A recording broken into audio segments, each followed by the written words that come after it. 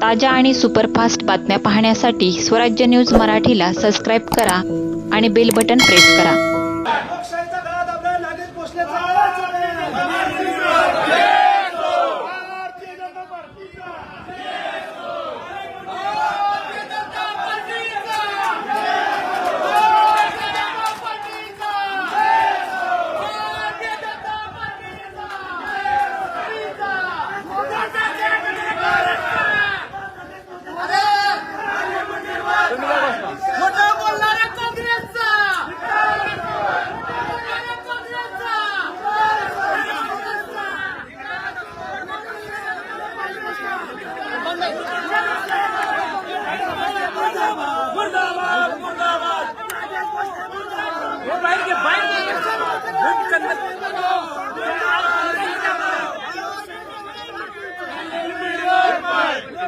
ठिकाणी स्क्रुटिनी होती. विधान परिषदची इलेक्शन आहे.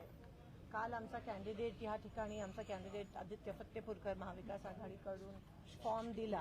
10 अधिकृत सह्या त्या ठिकाणी केल्या होत्या आणि आज स्क्रुटिनीच्या वेळेस जो एक ज्यांनी सही केलेली त्याला भाजपच्या आमदारांनी वरून काही इन्स्ट्रक्शन आले असतील. भाजपच्या सगळ्या पदाधिकाऱ्यांनी त्याच्यावर प्रचंड दबाव आणला.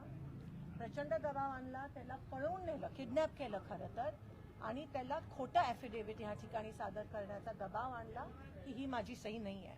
त्या माणसाचं आमच्याकडे रेकॉर्डिंग आहे. त्यांनी काल स्वतः आमच्या कॅन्डिडेटला फोन केला आणि सांगितलं की माझी सही घेऊन जा, म्हणजे खूप प्रचंड दबाव आहे. हे रेकॉर्डिंग आमच्याकडे आहे. ती सही त्याची आहे, दोन्ही सह्या त्याच्या आहेत आणि आमचा पूर्णपणे फॉर्म व्हॅलिड आहे. म्हणून आम्ही कलेक्टरना ह्या ठिकाणी निवेदन केलं आरोना आणि त्यांच्या सहकार्याने की ही स्क्रुटिनी ही पारदर्शक पद्धतीत होऊ देत. जर त्यांच्याकडे बहुमत आहे तर त्यांना भीती कसली आहे? काय सिद्ध करायचं गुंडागर्दी तुम्ही प्रयत्न करताय? होऊ देत नाही इलेक्शन. एवढं काय तुम्ही खालच्या पातळीला जाऊन एवढा दबाव? दोन्ही ज्यांनी कॅन्डिडेटनी फॉर्म भरलेले त्यांच्यावर हा दबाव की एका सिग्नेटरीला इनव्हॅलिड करणं, म्हणजे किती गलिच्छ राजकारण आहे. लोकशाही पद्धतीत होऊ देत असं मी कलेक्टरना सांगितलं. कलेक्टरना सांगितलं तुम्ही कोणत्या पक्षासाठी सेवा नाही करत, तुम्ही देशासाठी सेवा करताय. हा भान ठेवून तुम्ही त्या पद्धतीत निकाल द्या. 20 वर्षापूर्वी जे होतं ते आता नाही आहे. आता प्रेशर आणून, दबाव आणून माणूस त्या ठिकाणी फिरतो, त्याचा निर्णय बदलतो, हे गृहीत धरून हे नवीन सर्कमस्टॅन्सेस आहेत. आधी कोणत्याही रूल बुकमध्ये असं लिहिलं नव्हतं. म्हणून त्या पद्धतीने चौकटीच्या बाहेर जाऊन तुम्ही चौकशी करून निर्णय पारदर्शक पद्धतीत द्या आणि इलेक्शन होऊ देत. बिनविरोध नाही झाली पाहिजे, कारण का आम्ही सह्या 10 जणांच्या व्हॅलिड अधिकृत सह्या या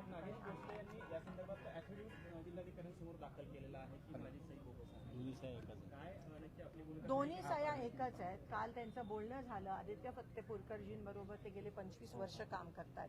लोकसभेत पण त्यांनी आमचं काम केलं होतं आणि आता दबावापोटी किडनॅप करून दबावाखाली आणून प्रचंड त्यांना एक प्रकारच्या धमक्या देऊन खोटा अफिडेव्हिट सादर करणं किती वेळ लागतो ह्याच्यामध्ये?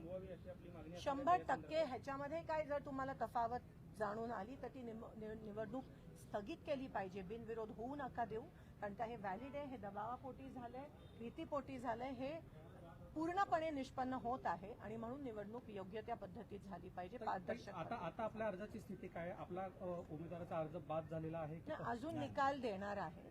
निकाल द्यायच्या आधी आम्ही सगळे त्यांना भेटलो. आमचं हिअरिंग पण त्या ठिकाणी झालंय आणि एवढीच अपेक्षा, आता अपेक्षाच करू शकतो कलेक्टरकडून. एक आशेचं किरण आपल्याकडे ह्या देशाचे अधिकारी आहेत जे पारदर्शकपणे होऊ शकतात. ते देश सेवा करतायत, ते कोणत्या पक्षाची सेवा करत नाहीत.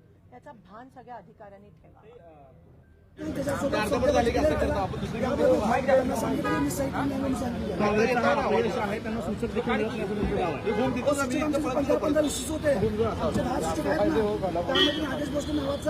आमचा उमेदवार आहे त्याच्यासोबत 20 वर्ष सत्तेमध्ये होता, त्याला विश्वासातून या माणसाने त्याची सही घेतली. पण तो माणूस भाजपला कुठे पैसे घेऊन विकला गेला आहे. त्याला रात्रीपासून या भाजपवाल्यांनी सचिनदादा कलेशेड असतील, देवेंद्र कोटे असतील, पालकमंत्री असतील, त्यांनी उचलून घेऊन त्याच्यासोबत सौदेबाजी केली आणि त्याला कलेक्टरसमोर सांगायला लावला की सही माझी नाही आहे. म्हणजे किती काँग्रेसला तुम्ही घाबरताय? हे डर आजच्या लागा आहे. आता खासदार प्रणितीताई पण आलेले आहेत, नेमकं काय आक्षेप तुमच्याकडून घेण्यात आला, काय मागणी करण्यात आली? तर रेकॉर्डिंग आहे, कागद गोष्टीची सही पण आज उद्या होत आहे, परंतु हे सरकार एका या कार्यक्रमावरती दबाव टाकत आहे.